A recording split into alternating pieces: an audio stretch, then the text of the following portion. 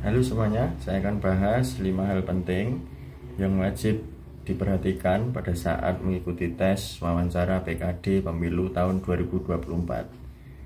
Lalu bagaimana tips dan solusi menjawab pertanyaan-pertanyaannya? Ikuti terus pembahasannya sebagai berikut. Hal penting yang pertama yang harus teman-teman persiapkan dan juga perhatikan dalam rangka menghadapi tes wawancara PKD Pemilu tahun 2024 adalah teman-teman harus mempunyai smartphone yang aktif ya. Artinya smartphone yang aktif ini teman-teman nanti akan digunakan perangkat itu untuk merekam atau memfoto hasil pengawasan, kemudian juga untuk berkoordinasi dengan pimpinan melalui grup-grup WhatsApp misalkan. Nah itu makanya pentingnya adanya smartphone yang aktif.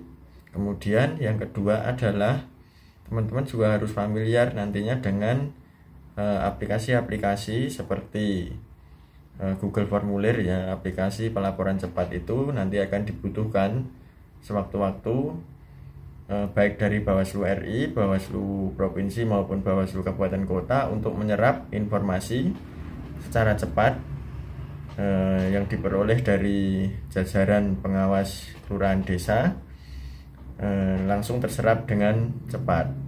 Maka dari itu teman-teman harus tekankan nanti kepada pewawancara atau komisioner tingkat kecamatan bahwa teman-teman itu memiliki smartphone dan juga gampang untuk dihubungi untuk melakukan koordinasi nantinya untuk mendukung kerja-kerja pengawasan semuanya. Kemudian yang kedua yang perlu diperhatikan adalah sejauh mana responsibilitas saudara dalam hal berkoordinasi. Nah ini berkorelasi dengan yang pertama saya sampaikan tadi ya, bahwa karena teman-teman nanti adalah menjabat sebagai pengawas kelurahan desa, itu kerjanya kan di lapangan, mengawasi tahapan pemilu di lapangan, namanya saja pengawas kelurahan desa, yang dulu itu sebenarnya namanya adalah PPL ya, pengawas lapangan. Sekarang diganti menjadi PKD. Nah itu tetapi tugas fungsinya masih sama. Dia tidak punya kantor sekretariat sendiri sehingga harus berkantor di kecamatan atau kantor Panwascam. Nah ini mengapa pentingnya responsibilitas teman-teman dalam berkoordinasi ini sangat diperlukan sekali ya, mengingat tugasnya di lapangan, sehingga pada saat Anda sudah bekerja sebagai PKD pasti akan selalu dimintai data hasil pengawasan di lapangan. Tentu koordinasi menjadi sangat penting. Nah tips dari saya nanti teman-teman tekankan kepada pewawancara agar pewawancara itu yakin berkaitan dengan teman-teman itu gampang melakukan koordinasi ya. Hal ini penting disampaikan kepada pewawancara bahwa teman-teman itu memiliki sifat yang responsif terhadap komunikasi. Lalu juga ditekankan Anda itu bisa dihubungi atau teman-teman bisa dihubungi kapanpun dan dimanapun setiap saat. Nah ini sangat menjadi poin penting penilaian sekali. Poin penting selanjutnya adalah terkait bagaimana pembagian waktu antara pekerjaan utama teman-teman dengan pekerjaan sebagai PKD. Nah ini mengingat sebagian besar mungkin teman-teman itu mempunyai pekerjaan yang lain selain melamar sebagai PKD Pemilu 2024. Jadi mengapa poin ini menjadi penting untuk diperhatikan bagi teman-teman yang mungkin sudah pernah bekerja atau sedang bekerja saat ini dan melamar sebagai PKD Pemilu 2024, karena mengingat salah satu persyaratan menjadi PKD Pemilu 2024 itu adalah bekerja penuh waktu. Nah maka dari itu saya sampaikan mengapa pentingnya teman-teman membagi waktu. Ini tentunya diutamakan di pekerjaan PKD-nya ya. Ya nanti jika teman-teman ditanya oleh pewawancara atau penguji tentunya teman-teman harus bisa mempertahankan argumentasi mengenai pembagian waktu itu. Jadi harus ditekankan betul-betul terkait kesediaannya menjadi pengawas kelurahan desa itu dibandingkan dengan pekerjaan yang saat ini sedang dilakukan. Lalu apa tipsnya untuk poin ini? Mengingat poin ini sangat penting sekali. Di antaranya teman-teman itu harus bisa mendeskripsikan mengenai strategi pembagian waktu teman-teman ya, soal kesediaannya bekerja penuh waktu itu.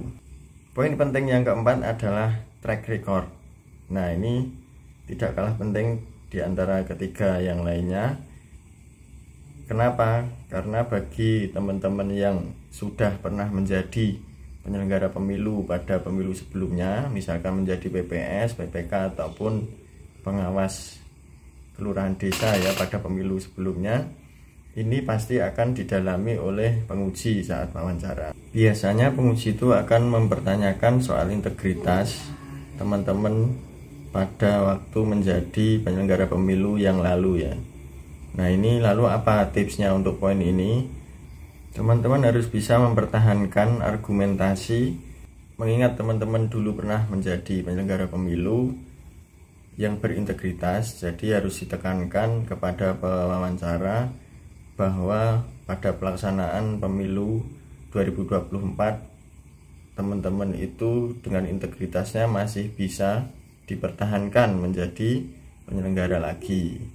Namun begitupun sebaliknya, jika teman-teman pada pelaksanaan pemilu yang lalu itu mempunyai track record yang kurang bagus, maka teman-teman juga harus bisa berargumen, memberikan alasan yang logis mengenai kejadian yang lalu, sehingga yang akan datang bisa diperbaiki dan berintegritas sebaik mungkin. Poin penting terakhir yaitu yang kelima adalah bekerja sesuai regulasi.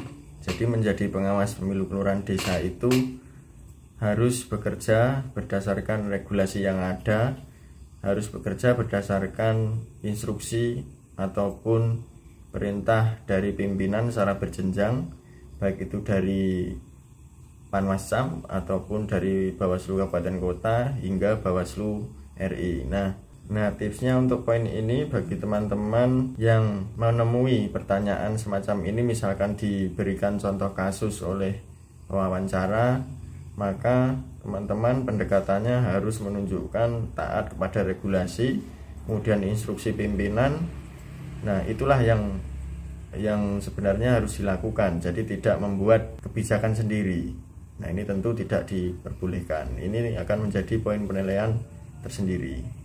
Terima kasih sudah menonton. Jangan lupa dukung terus channel ini dengan tekan tombol like, komen, dan subscribe, dan juga share kepada teman-teman yang lain agar supaya mendapat informasi dari kami.